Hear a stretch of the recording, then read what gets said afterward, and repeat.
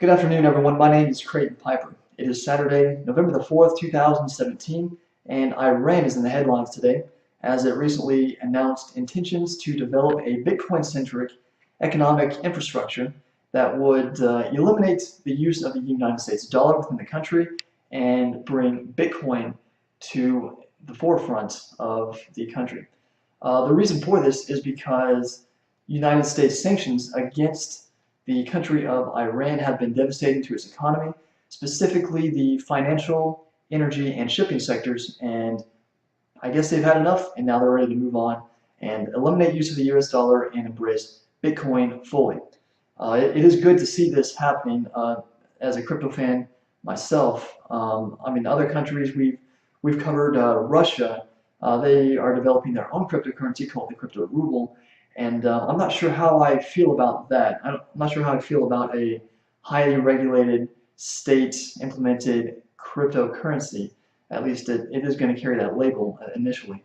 But Iran, on the contrary, will actually embrace Bitcoin and its ecosystem as it stands. So I'm very happy to see that happen.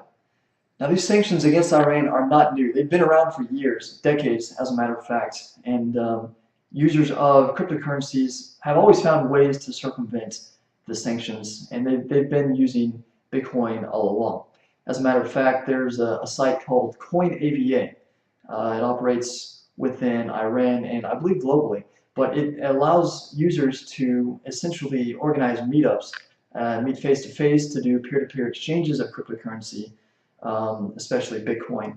And this allows them, without access to exchanges or fiat to crypto conversion mechanisms, it allows them to still trade the cryptocurrencies, which is pretty awesome.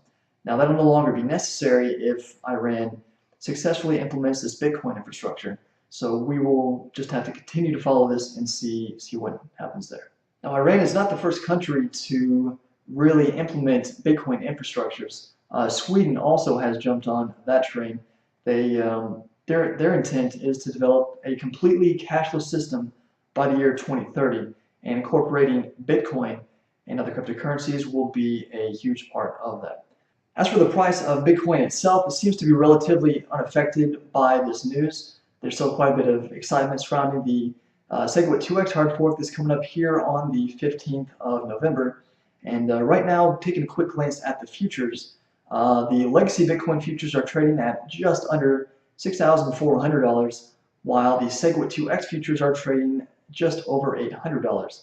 So last night the Bitcoin futures were trading just over 6,000, whereas SegWit 2x was trading at 1,200.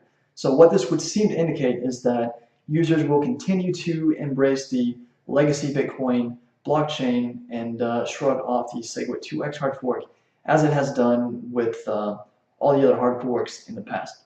It's a little bit too early to say that for sure, though. We're still, 11 days out from the actual hard fork itself. So we'll continue to follow this and bring you the latest news as it happens. As always, I'm wishing you all good health and good fortune. Thanks for checking in, everyone. Have a good day.